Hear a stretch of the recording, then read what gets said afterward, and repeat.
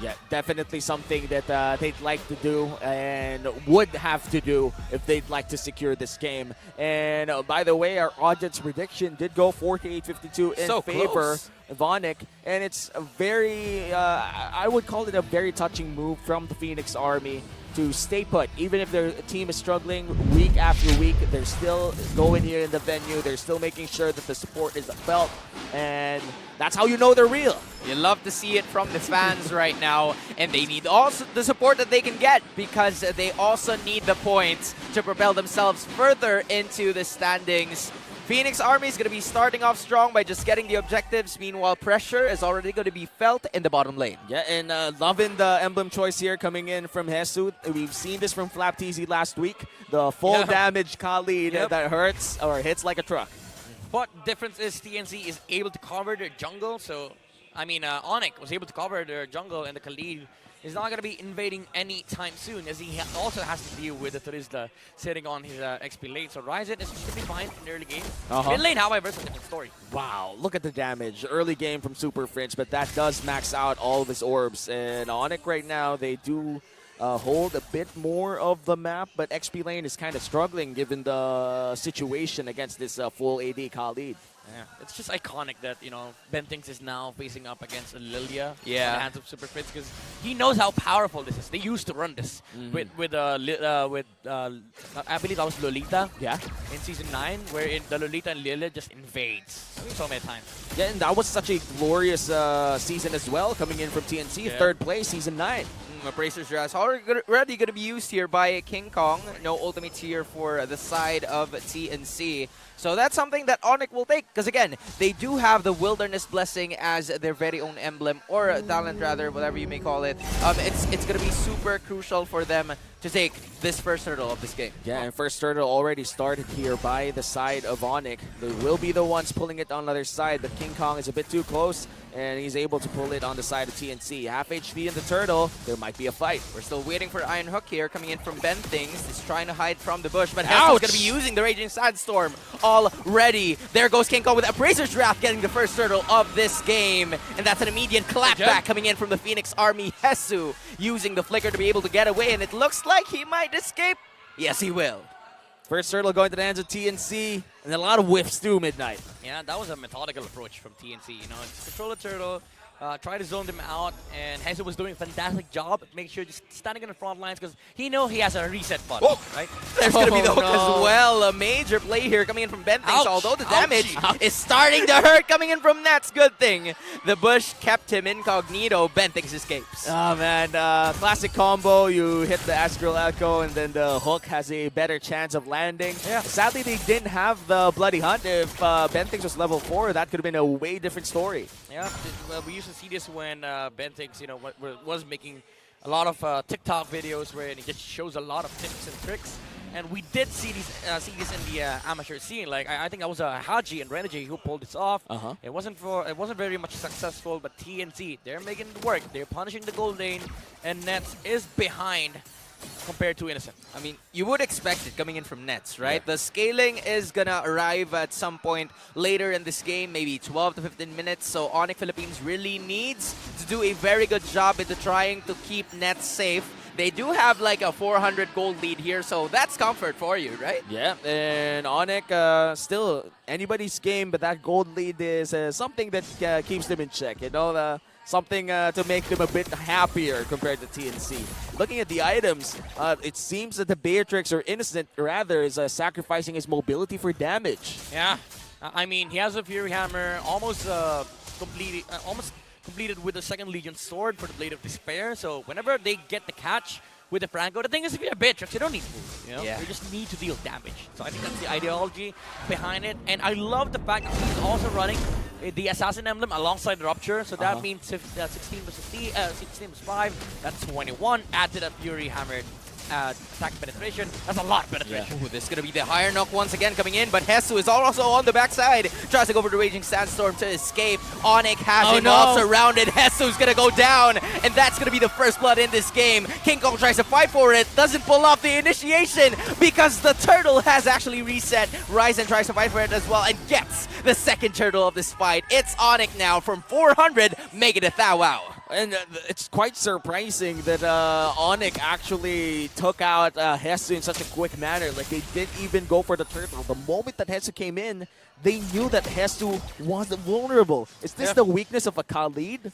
I mean, Khalid as an XP, especially with an Assassin Emblem, is not that tanky.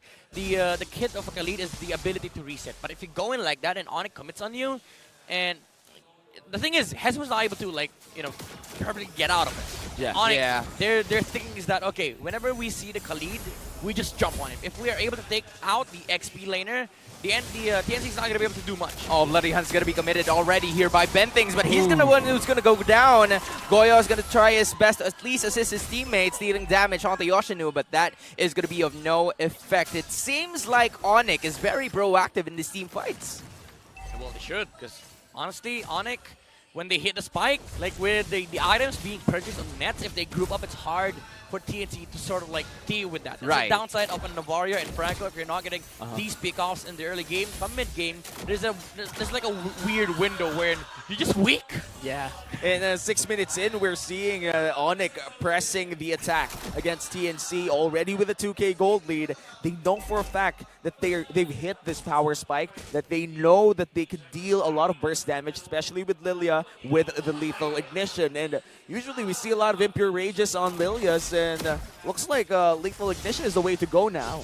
You know, I don't think I've seen like Super Friends use the Black Shoes as of the moment because of how safe he's been playing in this game. It doesn't really reach the point wherein Super Friends is in a dangerous situation, and this is a very good moment for the side of ONIC Philippines to continue to exploit this momentum as TNC is slowly crumbling in the process. And there's no clear again, right? Like if you look at TNC, the only way they fight into this is if they combo up with King Kong with the Energy Eruption, or if Bentings lands a hook onto ONIC. So at this point, there's really nothing that is stopping ONIC from getting what they want, aside from the fact that Hesu is going to be able to burst down some heroes, but it has been awkward for him as well because his reset factor is completely removed just with the sheer presence of the show on Yoshinu. And ONIC right now, they have used a lot of those capabilities to re-engage or disengage to just capitalize on the mistakes of TNC. Now Bentings might pay the price. Bentings got kicked here, and he's going to go down. It's another takedown coming from the side of ONIC Philippines, but look, it's like a cross-map play. He's going to try to pull things off here, but King Kong is just simply trying to get his purple buff, but Super Friends is just creating so many problems. He's going to get the purple buff, though, and Super Friends looks like he still will be saved, and that's a Black Shoes for the first time. Yeah, that's a Black Shoes. First time in the entire game. And Nets, they will take out the Tier 1 tower on top lane. Again, as you said, Hans, Super Friends, Yoshinu, and the gang, they're just forcing out reactions. This is very similar to Smart Omega's gameplay in game number 3, wherein they're just forcing a lot of things on the opposition. And again, like, there's nothing to do for TNC. No, it's a problem here. Hesu tries to go for the Raging Sandstorm, but he got kicked way out of the turret. That's going to be a takedown, my boy. ONIC goes for another kill. Hesu is really not going to having a hard time here for the side of TNC Pro Team. He's the one who gets continuously punished. A 5v1 this early means TNC is able to secure a turret up top, but man, ONIC is just making sure that Hesu can recover. Wow. Yeah, we haven't seen really much from the others, like TNC, King Kong. They have played objective in this game, but the Navari and Franco combo, we haven't seen much connection with the other cores. And again, there exists no threat on the side of ONIC. I mean, they're very passive at this point. They're just waiting for like a right move coming in from ONIC Philippines, but ONIC is also not letting up. They know that the strength of TNC Pro Team is going to be in terms of like the team fight. So they try to build a little bit more in terms of like the gold output so that they can go for the team fight when the time is right. Yeah, and gotta say though, like I love the item choice coming in from ONIC Philippines. They're building that, what do you call it, armor, the gray one, the one built... Blade armor? The Dreadnought armor, just to limit the damage that comes from Hesu as well. But now the Lord, feel like ONIC Philippines are trying to get this for themselves. Conceal is going to be here. King Kong and Hesu tries to go for gem. Penalty zone is going to be committed as well. And a kick to keep King Kong away. It's going to be the Lord taken here by ONIC. But Bendix is also going to be in the process because he goes down for TNC. That's Another beatdown coming in from ONIC. Talk about a systematic Lord fight for Wow. ONIC. Ryzen pulling the Lord. They don't see DeFranco where he is, so they just sit back line while Gem uses penalty zone while the Lord gets bursted out. Yoshino lands a kick onto King Kong, making sure that there's no retribution. That's shoos the away. Lord insurance that you want. And 10 minutes in, we are yet to see TNC secure a kill. In terms of objectives, they were able to secure a turtle and a turret, but that's about it for the last 10 minutes. And all of those objectives were secured in the earlier parts of the game. Going to the later parts of the game, let's say this goes to ultra late game. Can TNC actually match the late game insurance of ONIC? I mean, for sure, there is the scaling my factor, but goodness. the question is, can sorry, you get to man. that point? I'm That is so- the main question. I'm sorry, man. He's stepping on landmines at this point. King Kong is just basically trying to go home, but he can't just because Super Friends is existing in this game.